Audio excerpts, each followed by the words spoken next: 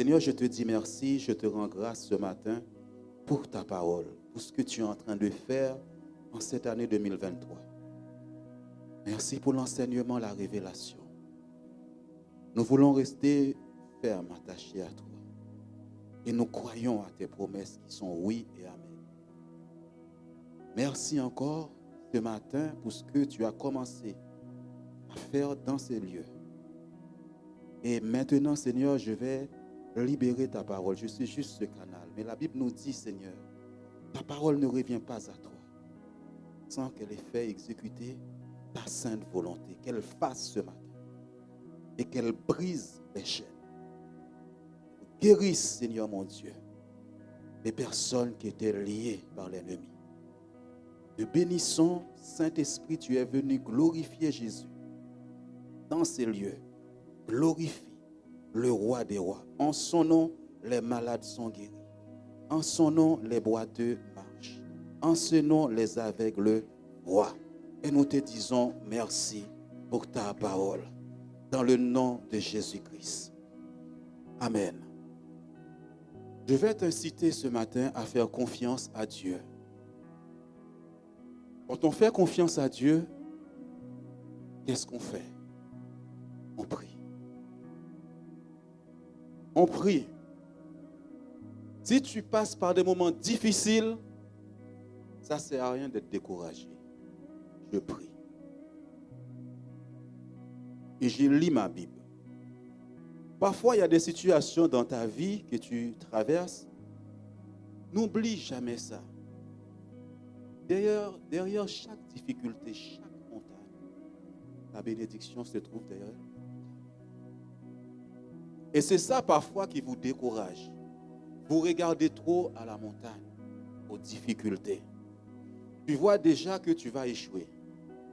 C'est comme si ton Dieu était petit. C'est comme si ton Dieu n'était pas capable. Alors tu pries une fois, ça ne marche pas, mais tu arrêtes de prier. Il y a la prière persévérante. Cette semaine, il y a une sœur qui m'a appelé pour une situation. Je lui ai dit, écoute, tu as écouté mes témoignages, moi-même. Tu vas prendre 5 jours de prière. Je ne parle pas de jeûne. Non. Attends, est-ce qu'il y a des moments, je prends un jeûne pour pouvoir m'approcher de Dieu. Je prends un temps à part avec Dieu. Mais il y a des moments, là, il n'y a pas le temps de jeûner, de prière. Est-ce que vous pensez devant la mer Rouge, il y avait le temps d'aller jeûner? Il faut que la porte, elle s'ouvre. Il faut que je proclame des choses, il faut que je parle. Face à Goliath, je n'ai pas le temps pour jeûner. Il arrive sur le chemin, il voit Goliath. Il faut abattre Goliath. Mais si tu vois que Goliath est trop fort pour toi, ton Dieu est trop petit, Goliath sera là sur ta vie. David dit, c'est maintenant que Goliath doit tomber. C'est maintenant que la porte, elle doit s'ouvrir. Et je prends des jours de prière intense. La prière efficace du juste a beaucoup d'efficacité. La prière persévérante du juste. Je rentre lundi, mardi, mercredi, je ferme la porte. Je ne regarde pas les circonstances. Je ne regarde pas les bruits. Et je prie. Et Dieu, la Bible dit, mon Dieu qui est dans le secret me voit. Il va me récompenser. Je rentre avec assurance dans la présence de Dieu pour prier. Est-ce que quelqu'un prie ici? Est-ce que quelqu'un prie une fois dans la semaine? Ou bien est-ce que quelqu'un prie tous les jours? Alléluia. Alors si tu pries tous les jours, tu verras le résultat. La Bible dit, celui qui veille sur Israël ne sommeille ni ne dort. J'ai écrit la prédication, mais je ne la retrouve pas. Mais je vais prêcher la parole de Dieu. Un homme de Dieu, une femme de Dieu doit avoir la parole de Dieu dans sa bouche. Vous savez, quand le Saint-Esprit est descendu, la Bible nous dit, Pierre n'a rien préparé. Jésus n'a jamais rien préparé un message. Il vient, il prêche. Alléluia. Et j'ai dit, les sœurs ont déjà tout dit. Mais quelque chose aussi va se passer dans ta vie. Peut-être que, comme elle a dit la sœur Jeanne, la semaine a été difficile. Tu ne sais pas pourquoi. Fatigué. Nous allons faire une lecture. Dans Ézéchiel, chapitre 37. Avant d'entrer dans ce passage-là, je vais dire quelque chose. Qui connaît Siklag? Siklag. Vous avez déjà entendu parler de Siklag? David. David arrive chez lui. L'ennemi est passé. L'ennemi a tout détruit, tout ravagé dans la maison de David. Ils ont tout brûlé. Ils ont même amené ses concubines, sa femme, tout. Il y a des moments dans ta vie, l'ennemi attaque. L'ennemi attaque ta vie. Mais il n'est pas plus fort, Dieu est plus fort que lui. Mais David aurait pu se décourager, dire, mais pourquoi ça? Mais la Bible nous dit, il a là, consulte l'Éternel. Qu'est-ce qui s'est passé? Est-ce que, Seigneur, je vais récupérer ce que j'ai perdu? Oui, tu vas récupérer ce que tu as perdu dans ta vie. Je lui dis, poursuis-les, poursuis-les. Ils rendent ce qu'ils ont pris. Ça, ce sont des hommes et des femmes déterminés dans la prière. Vous savez, la semaine dernière, je parlais de la prière déjà il y a 15 jours. Là, Dieu vient insister sur la prière. Il faut que la pluie vienne. Dieu t'a déjà béni. Il faut que la gloire descende. Nous avons chanté la gloire. Et nous allons voir cette gloire. Cesse de pleurer. Cesse ça ce matin. Et suis les larmes de tes yeux. S'il te plaît. La main de l'Éternel fut sur moi. Et l'Éternel me transporta en esprit et me déposa dans le milieu d'une vallée remplie d'ossements. Il me fit passer auprès d'eux tout autour, et voici, ils étaient fort nombreux à la surface de la vallée, et ils étaient complètement secs.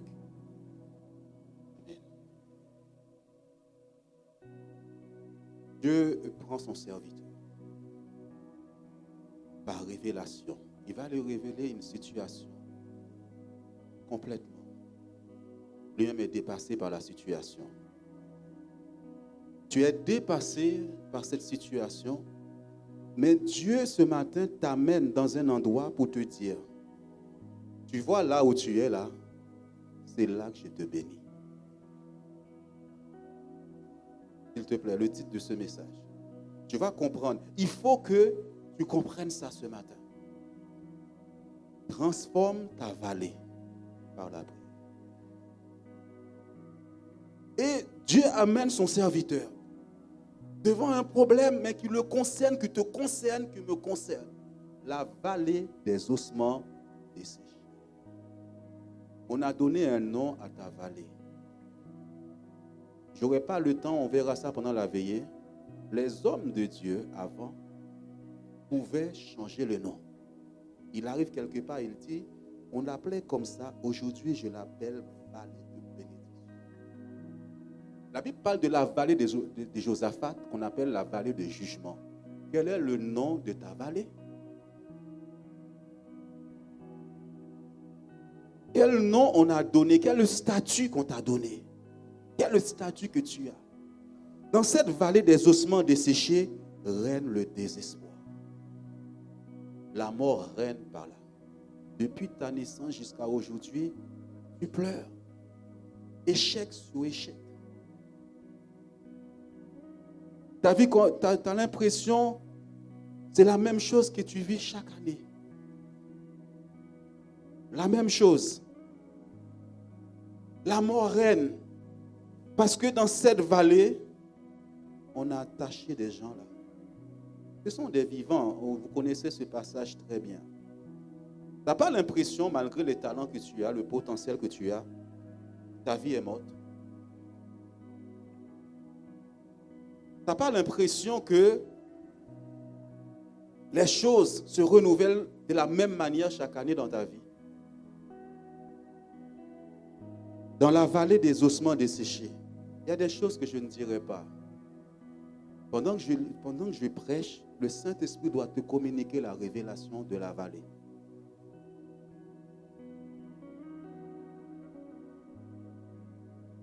Plus d'espoir, plus rien, découragement. On t'a collé un statut et ta vie s'attache à la mort. Mais Jésus a vaincu la mort. Jésus a vaincu la mort. Jésus a vaincu la mort. Jésus a vaincu la mort. À la croix, il a déchiré ses ordonnances sataniques. Quelle ordonnance qui a été faite dans la famille te concernant? Vous savez, il y a des gens, spécifiquement parlant, Dieu veut faire des choses dans leur vie. Mais dès leur naissance, on leur a collé un statut. Si Dieu n'était pas là, si Dieu n'avait pas épargné la vie du petit Jésus-Christ, il serait passé quoi en Israël? Alors que l'ennemi a tout fait pour détruire tous les nouveau-nés. Ça te concerne. Quand Moïse est né, le libérateur, on a voulu chercher à tuer tous les nouveau-nés qui avaient son âge. De même aussi, quand tu es venu dans ce monde, tu as quelque chose de spécial à faire pour Dieu. Tu penses que l'ennemi reste les bras croisés? Les bras croisés? Non. Il ne reste pas les bras croisés. On va chercher à te lier, t'attacher. On a vu ton étoile qui allait briller. Mais dans chaque famille, j'ai dit, il y a des méchants. Là où Dieu t'a béni, on t'a attaché, on t'a lié là. On t'a donné un statut. Des ordonnances. La Bible dit, il a effacé l'acte dont les ordonnances nous condamnaient en le clouant à la croix. Il faut que ces ordonnances soient déchirées.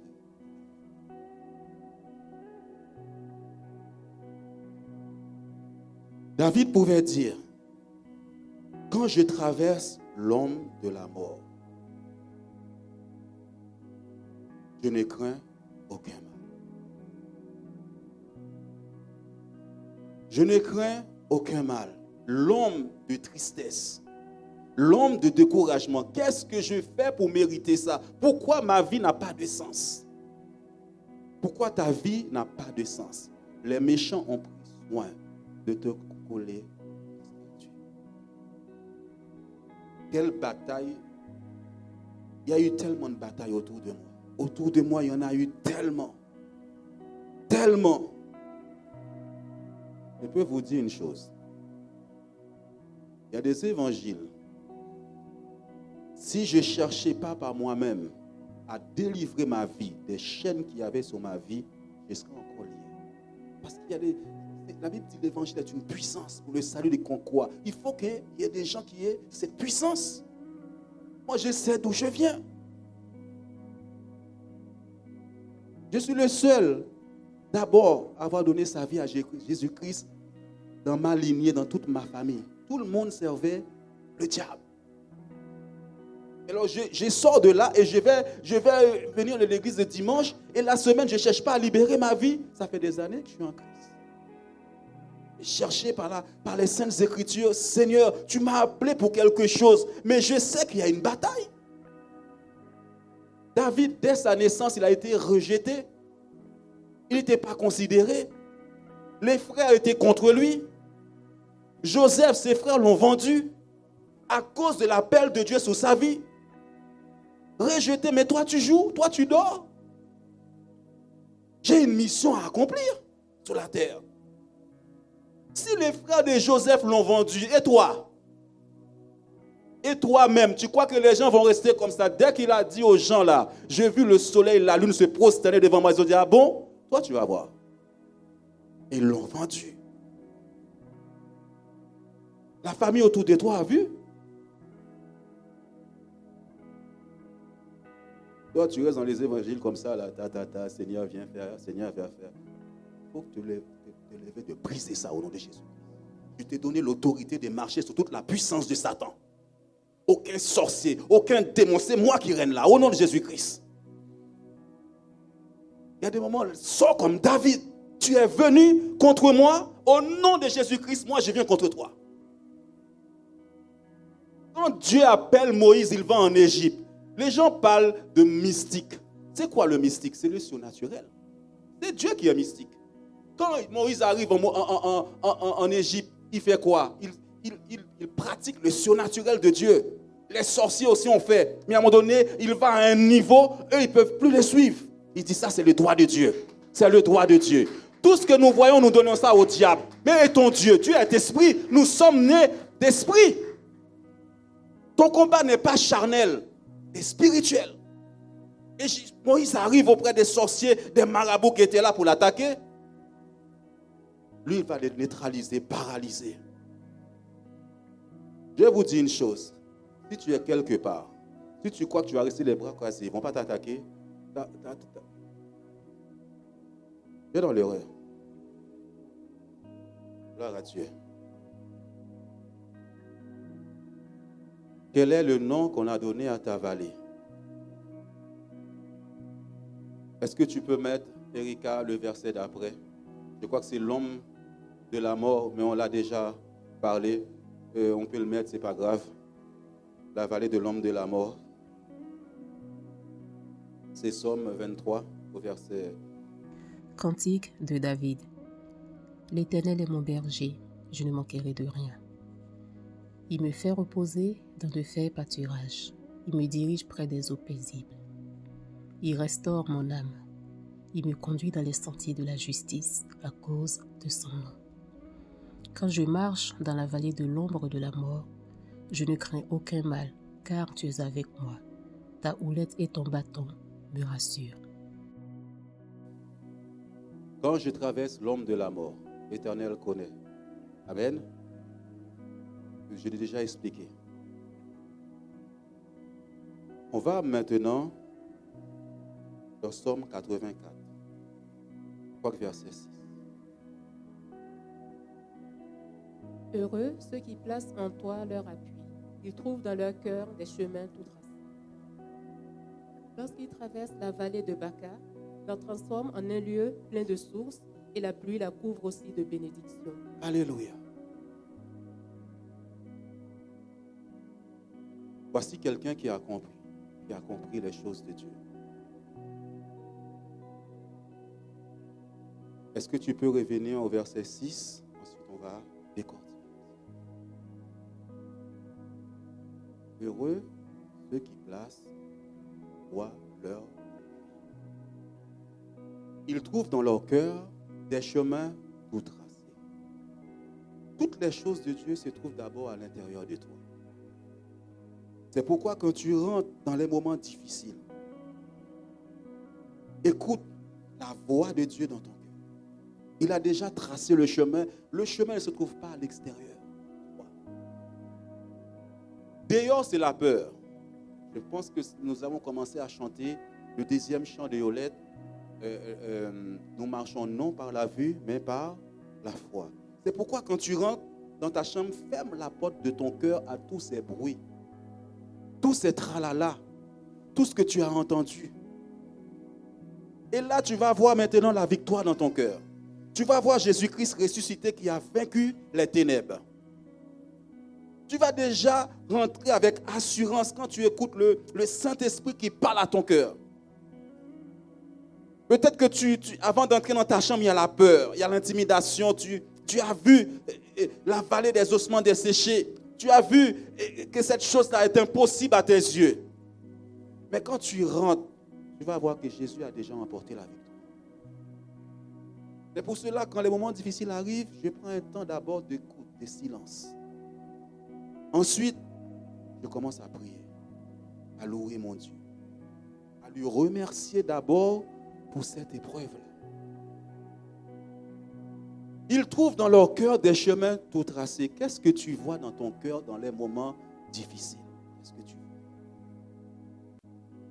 Mon âme, pourquoi t'as battu au-dedans de moi? Espère en l'Éternel. Espère en Dieu. Mon âme, tu me fais peur. Soumets-toi à la volonté de Dieu. Et que le Saint-Esprit règne maintenant. Que j'entende sa voix. Parfois, il y a des moments très, très difficiles. Mais ce n'est pas un moment difficile pour Dieu. J'écoutais un témoignage d'un homme de Dieu. Alors, sa femme, on l'a appelé au travail pour lui dire que sa femme est gravement malade. Elle est dans le coma. Et les médecins ont dit qu'on ne peut plus rien faire pour lui. Et c'est un homme aussi de foi, c'est un homme qui aime Dieu, qui aime la prière. Alors il revient, il rentre dans la chambre, il bouge sa femme, la femme ne bouge pas. Maintenant, il dit, je laisse tous les gens là. Je vais dans mon salon, je vais entendre.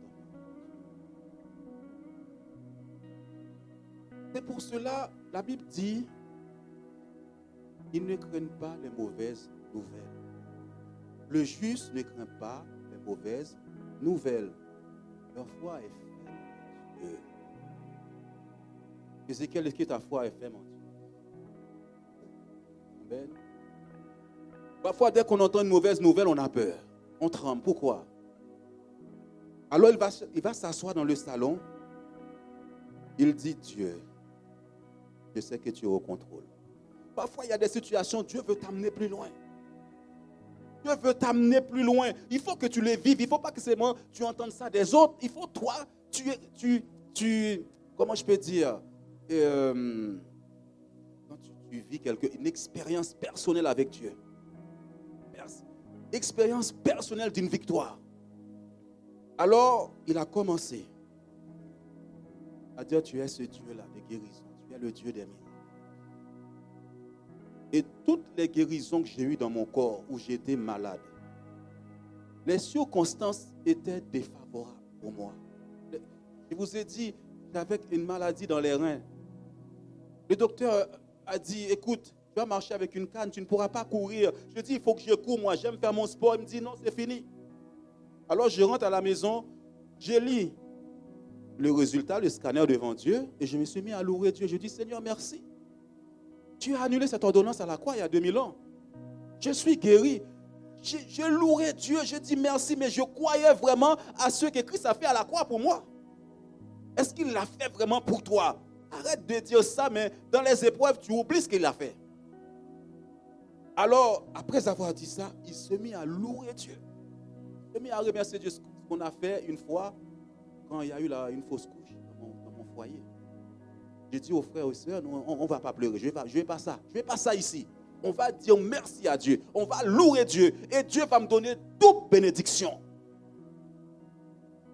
Regardez Daniel, quand il est dans l'épreuve, il rentre, il descend, il dit, mon Dieu va me sortir de là. Mais il ne change pas de langage. Change pas ton langage avec Dieu. La prière persévérante du juste, beaucoup d'efficacité. Je reste ferme avec mon Dieu. Et je verrai la gloire. La vallée de Baca. Et la Bible dit, dans ce témoignage, il dit après, lorsqu'il s'est mis à louer, la personne qui était dans le coma, d'un coup, il a entendu un cri dans la chambre, alors que tous les médecins avaient laissé. C'est fini. Et quand il va dans la chambre, mais il dit, il ne va pas dans la chambre pendant qu'il est dans le coma, parce qu'il y a des moments, ferme tes yeux, ne regarde pas la situation.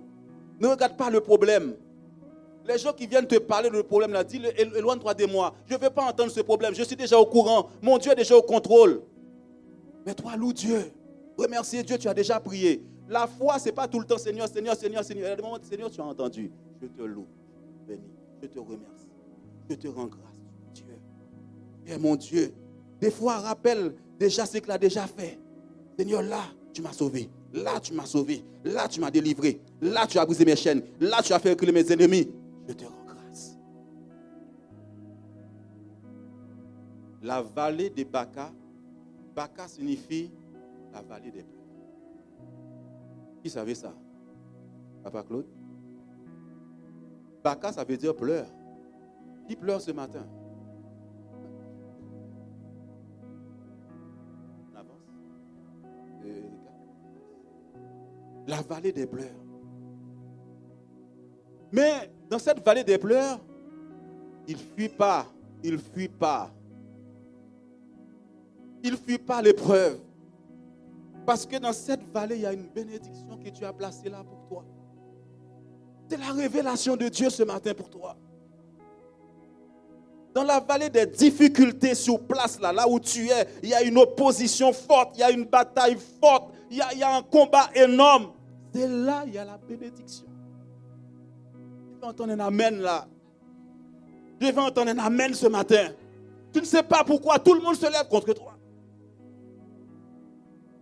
Il la transforme en un lieu plein de sources. Alors que c'est le désespoir. Alors que c'est la sécheresse. Alors que tu pleures, ça fait mal. Tu prends courage. Il y a des moments, il y a des batailles, tu as l'impression que l'ennemi dit fuis, c'est trop pour toi. J'ai dit, je ne fuis pas.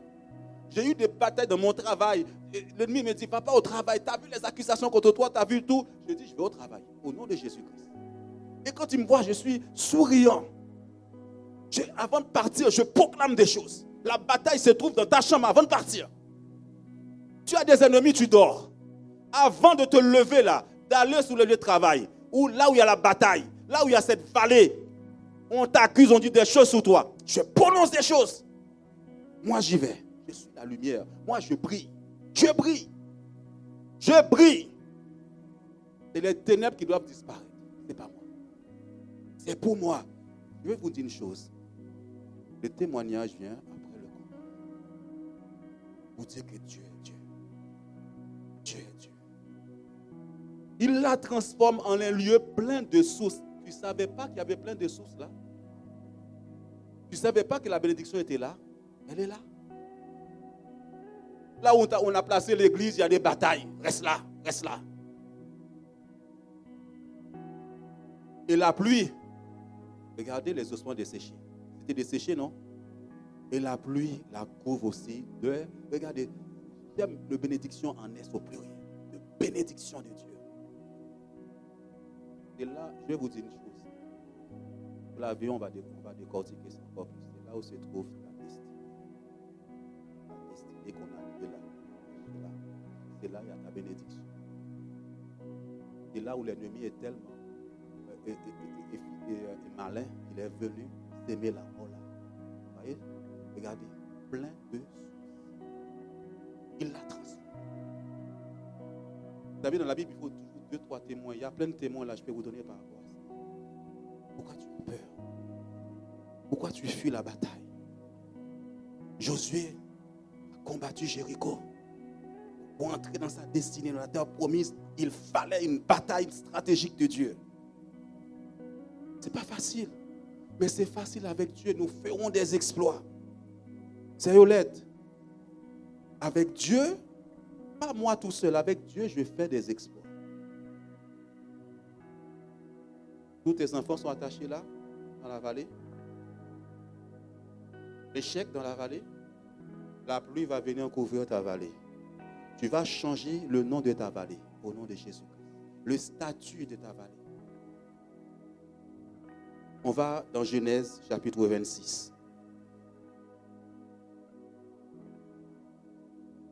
Isaac partit de là et campa dans la vallée de Guérar où il s'établit. Amen. 2 secondes. Laissez-moi décortiquer un petit peu. Comment quelqu'un peut venir s'installer dans une vallée? On sait que la vallée, il ne fait pas bon. Lui, il a compris quelque chose. Isaac a compris quelque chose. Qui a compris quelque chose ce matin?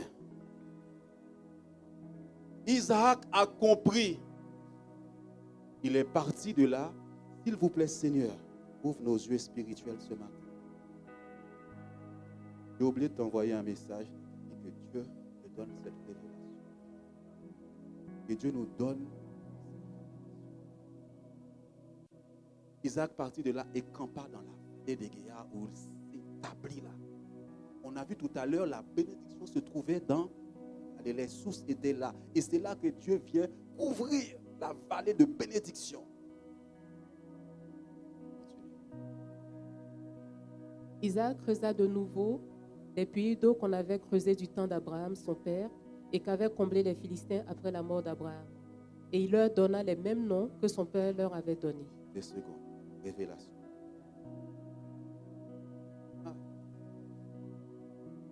Dans la vallée, il y a son père qui lui a laissé quelque chose. Si ton père t'a laissé quelque chose, c'est quoi? Révélation de Isaac. Il est venu dans la vallée. Mais son père lui a laissé quelque chose là. Mais l'ennemi le savait déjà. Qu'est-ce qu'il a fait? Il l'a enterré. Bouché, ça veut dire enterré, comme on a vu dans les ossements des Égyptiens. Ton ennemi a déjà bouché toutes les bénédictions de Dieu sur ta vie. Toutes les bénédictions sont bouchées là. Ton père lui avait laissé ça. Ton père t'a laissé des choses. Dieu t'a béni déjà. Dieu nous a déjà bénis, mais il y a des adversaires. Avec comblé après la mort. C'est après la mort qu'on peut entrer dans notre héritage. La Bible dit qu'il faut que la mort soit restée. Il leur donna les mêmes noms. Qui avait donné des noms? Abraham. On a donné d'autres noms. On ne l'appelait pas la vallée de Guéra. Est-ce que vous saisissez? Ce n'est pas ce nom-là qu'Abraham avait donné. Quel nom on a donné à ta vallée? Est-ce que tu vas la transformer ce matin pour annuler tous ces noms, toutes ces ordonnances sataniques au nom de Jésus-Christ? Il leur donna les mêmes noms que son père leur avait donné. Moi, je donnais un nom. Là où Dieu m'a laissé. N'oubliez pas qu'Abraham est notre père. Nous sommes héritiers d'Abraham et cet héritage s'accomplit pour nous en Christ. On continue. Les serviteurs d'Isaac creusèrent encore dans la vallée et y trouvèrent un puits d'eau vive. Où se trouvait le puits? Est-ce qu'on pouvait le voir au départ? Alors pourquoi tu fuis? Pourquoi tu pleures? Pourquoi tu es découragé? Pourquoi Isaac a compris la chose? Tu te tiens dans la vallée, tu dis quelque chose. On verra d'autres clés pour la veiller dans ça. Mais on a enterré ça. Les ossements desséchés, il y avait des sépulcres. Il y avait des tombeaux. Qu'est-ce qu'on a mis dans les tombeaux? Est-ce que ta vie est là? Vous savez, il y a un frère qui m'a raconté quelque chose. Depuis sa naissance, maladie. S'il est vivant, pour moi, c'est un miracle. Le miracle de Dieu. Quand tu vois des choses, tu te dis, c'est pas possible. Alors voilà, ta vie, elle est morte. Si tu tiens debout encore, c'est la grâce de Dieu. Tellement tu es passé par des maladies, par des choses. Les serviteurs d'Isaac creusaient encore dans la vallée. Ils trouvèrent un puits d'eau vive. Il la transforme. Il va trouver 2 autres puits. Il va changer les noms, s'il te plaît. Les bergers de Guéra querellaient les bergers d'Isaac en disant, l'eau est à nous. Et il donna au puits le nom d'Ézek parce qu'ils étaient disputés avec lui. C'est l'endroit des disputes. Il lui a laissé cet héritage de son père. Il y a des gens qui ne veulent pas voir ça dans la vie. La Bible dit, dès qu'il a fait ça, il y a eu un problème. Dès que tu commences à demander à Dieu cet héritage, il y a des problèmes. L'eau est à nous. Il donna au puits le nom d'Ézek parce qu'il s'était disputé avec lui. Il y a des moments, il y a des disputes autour de toi, autour de ce que Dieu veut faire dans ta vie. Et toi, tu as dit, qu'est-ce qui se passe autour de moi? Pourquoi il y a tout ce problème? Pourquoi il y a tout ça? C'est normal. Tu es en train de creuser quelque chose, de faire sortir l'eau, l'héritage. Ne t'arrête pas, continue à prier. Ne te décourage pas, ne dis pas pourquoi ça m'arrive tout le temps. Oui, il faut que ça arrive. Un homme qui marche par l'esprit, il sait ce qui se passe autour de son cœur. Il y a la paix de Dieu. Paul dit par moment, je sens la mort à l'extérieur comme à l'intérieur. On sent des menaces. Parfois, il y a des endroits où je sens des menaces sur ma vie. Et Dieu dit, je te prépare. Il ne faut pas avoir peur de ces choses. Je suis avec toi. Ne crains pas, je suis avec toi. C'est le premier but. Il faut aller plus là-haut. Il faut aller encore. C'est son père qui lui a laissé ça. C'est Dieu qui t'a donné ça. Continue, s'il te plaît. Ses serviteurs creusèrent un autre puits au sujet duquel on chercha aussi une querelle et il l'appela Sitna. Querelle. Et à chaque fois, il donne un nom. Ne sois pas découragé. Tu sens des querelles autour de toi, des disputes autour de toi. Tu sens que tout le monde se lève. C'est normal, Dieu est en train de faire sortir les choses que Dieu t'a données. Ensuite, Il se transporta de là et creusa un autre puits pour lequel on ne chercha pas querelle, et il appela Rehoboth. Car, dit-il, l'Éternel nous a maintenant mis au large et nous prospérerons dans le pays. vous voyez, chaque puits, il donne un nom. Mais au départ, on l'a appelé comment? La vallée des Hira. Quelle est ta vallée qu'on a transformée, on a donné des noms? Dieu veut changer ça. Dieu veut changer ton statut. Il est venu dans la vie. Tu sens des querelles, des disputes, Sœur Jeanne? C'est normal. Avant que tu rentres dans cette bénédiction, il y a déjà des attaques. Des attaques, si tu ne fais pas attention, si tu n'es pas concentré sur Dieu, tu vas prendre la fuite. Ce n'est pas le moment. Le moment, ferme la porte. Ferme la porte. Rentre dans ta chambre. Tu es venu chercher quelque chose. Tu es concentré. Tu es en train de dire, Seigneur, dans cette situation, tu es Dieu. Et tu m'as béni ici. Tu m'as béni ici. Tu m'as béni ici. Tu m'as béni ici. Alléluia, tu changes mes circonstances. Tu changes les choses. Tu changes les choses, tu es Dieu. Je te loue, je te bénis. Je te rends grâce, Seigneur, parce que tu es avec moi. Je ne suis pas seul. Tu es là, Seigneur. Et là, Dieu le met large. On va faire des proclamations tout à l'heure pour annuler ces choses. C'est pour ça que j'ai dit qu'il était important que certaines personnes soient dans la salle. Qu'est-ce qu'on va trouver dans la... On a vu ça pendant la veillée. Quand il dit à Ézéchiel, appelle l'esprit vient des quatre vents, il y a l'est, l'ouest, nord, sud. On a expliqué chaque vent. Ils avaient des choses à faire dans la vie. Tous les anges ne font pas la même chose. Là, ce matin, on va appeler le vent de l'est. Le lion de la tribu de Juda. Les anges, ce sont des chars de feu de l'Éternel qui vont se lever. Eux, quels sont leurs rôles?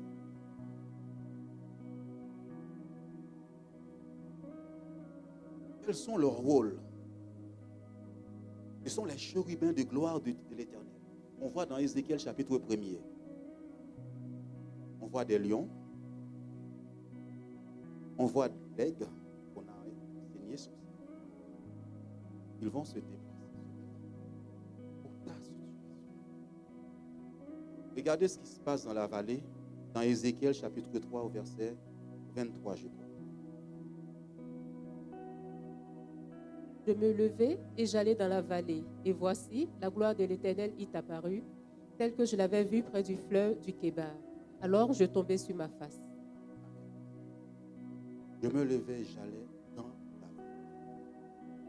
La gloire. Dans cette vallée. Et toi, tu appelles pleurs, Jeanne. Et tu appelles difficulté. La gloire de l'Éternel, c'est-à-dire que les quatre vents des cieux. Pourquoi? Pour restaurer la situation. Pour restaurer les choses. Il y en a qui viennent pour restaurer. Il y en a qui viennent pour amener la bénédiction, la pluie. Le vent du nord, le vent du midi, il fait autre chose. Le vent de l'est fait autre chose. Le vent de l'ouest fait autre chose. Mais ce matin, nous avons besoin du vent de l'est. La gloire va venir dans cette vie. Il va la transformer. C'est pourquoi peut-être c'est ce mardi, on va enseigner. Il faut bien écouter le message de Nathalie sur la gloire, qui est très très bien. Comme vous ne cherchez pas à comprendre les choses de Dieu, ce message est rempli beaucoup d'enseignements, de révélations sur la gloire. Écoutez-le. Et on va voir, on va enseigner maintenant sur la nuit. Elle est levée à l'Occident. Est-ce qu'on peut se lever ce matin? Cette gloire va venir dans cette situation. Peut-être qu'il y a des lois, des ordonnances qui ont été faites dans la famille. Il y a des barrières infranchissables pour toi. Il y a des frontières qu'on a placées dans ta vie. Ce sont des ordonnances. Il y a des statuts, on le verra pendant la veillée. Peut-être qu'on a échangé même ton identité. Peut-être qu'on a pris ta chance même pour donner ça à quelqu'un d'autre. Ton étoile brillait tellement et quelqu'un dans la lignée, dans la famille, il y a des gens qui sont placés par le diable pour ça, qui échangent ta chance avec quelqu'un d'autre. Comme on l'avait fait pour moi, Dieu me montrait souvent en vision, il y avait 2 gens. Quand je demandais à Dieu, qu'est-ce que ça veut dire? On t'a échangé. Et la période où Dieu m'enseignait, m'a montré ça, il y avait une sœur qui habitait à côté de chez moi. Je peux donner son nom, elle s'appelle Mireille. Et puis je lui expliquais ça, je ne comprends pas ce rêve. Je vois toujours 2 gens. Il me dit, Jean, il y a un frère qui était dans mon église. Il y a un pasteur qui était invité et ces jours-là, il y a eu une parole de connaissance. Il a dit, il y a un frère dans cette assemblée. On a échangé son identité. On a pris sa chance, on a donné à quelqu'un d'autre. Et Dieu a échangé, Dieu a changé la situation. Parfois, il y a quelqu'un que tu vois qui brille, mais qui travaille sous ton nom. Ici au pasteur, on dit ça. Tu travailles avec ton identité. Dans le monde invisible. La puissance dans le nom de Jésus. Il y a puissance dans le nom de Jésus. Il y a puissance dans le nom de Jésus. Pour briser les chaînes, briser les chaînes, briser les chaînes. Pour briser les chaînes, Seigneur, merci Seigneur. briser les chaînes.